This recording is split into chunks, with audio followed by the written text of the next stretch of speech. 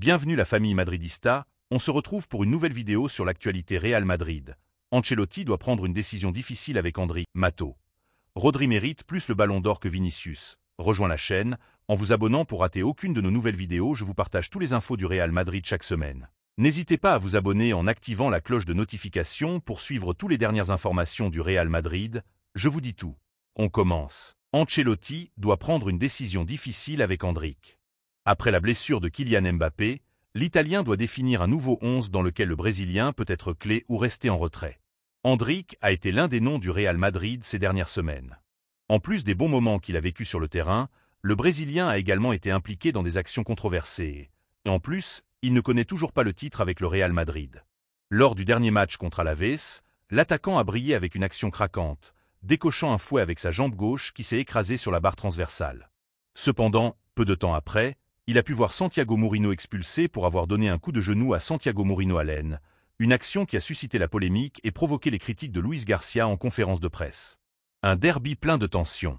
Il y a à peine une semaine, avant de jouer contre l'Espagnol et Alaves, Carlo Ancelotti lui-même avait déclaré en conférence de presse qu'Endrick serait titulaire lors d'un des prochains matchs. Malgré les déclarations de l'Italien, l'attaquant a été relégué sur le banc et n'a joué que 27 minutes lors de ses deux matchs au Santiago Bernabéu. Il semblerait quelque peu étrange, compte tenu de la protection que l'entraîneur madrilène essaie d'exercer avec le jeune joueur, qu'après ne pas lui avoir confié le poste de titulaire lors de matchs au contexte plus favorable, par scénario et rival, il le fasse en un match avec l'importance du derby de Madrid contre l'Atlético de Madrid. Un match toujours marqué par des tensions et une ambiance qui pourrait devenir contre-productive pour Endrick, qui est sous surveillance après l'action qui aurait pu lui coûter le carton rouge. Ancelotti devra décider s'il expose le footballeur à un environnement hostile ou s'il préfère lui confier le rôle habituel de révulsif qu'il joue cette saison. Une décision difficile à prendre pour Ancelotti, qui ne tiendrait pas la promesse qu'il a faite il y a une semaine en affirmant qu'Endrick aurait sa chance en tant que titulaire. Cependant, l'absence de Kylian Mbappé pour cause de blessure laisse la porte ouverte aux Brésiliens pour avoir des options pour jouer. Sans son attaquant titulaire, Endrick sera la principale alternative en termes de position et de rôle.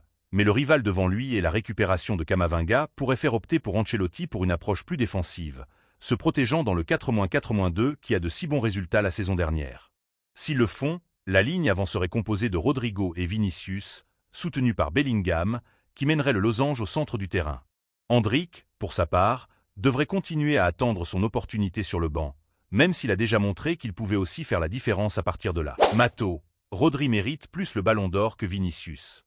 La légende du football allemand a déclaré que le Brésilien devrait se contenter de terminer troisième, derrière l'Espagnol face à Jude Bellingham. Le gala du Ballon d'Or approche et tout le milieu du football commence à se mouiller avec ses favoris. Malgré l'information selon laquelle Vinicius sait déjà qu'il sera le lauréat du prix, tout le monde n'est pas d'accord avec le fait que le Brésilien remporte le prix tant convoité. Parmi ceux qui estiment qu'il ne serait pas juste que Vinicius remporte ce prix se trouve Lothar Matthäus, légende du football allemand, même s'il ne serait pas surpris s'il finissait par le remporter. Si les révélations selon lesquelles Vinicius Junior remporte le Ballon d'Or sont vraies, ce ne serait pas une grande surprise pour moi, a expliqué l'ancien joueur à Bild. Dans ces élections, celui qui marque des buts est toujours plus au centre que les autres. Avec les victoires en Ligue des Champions et en Liga, il a remporté des titres qui justifieraient cette récompense, analyse l'Allemand. Vinicius devrait être troisième. Malgré ses éloges à l'égard du Brésilien, Matthäus précise que son vainqueur ne sera en aucun cas Vinicius. Personnellement, je le vois à la troisième place de mon classement des meilleurs footballeurs du monde cette année. Pour moi, Rodri aurait mérité le Ballon d'Or plus que Vinicius. Il a été la boussole et le leader de l'Espagne, championne d'Europe et a également remporté la Premier League avec Manchester City.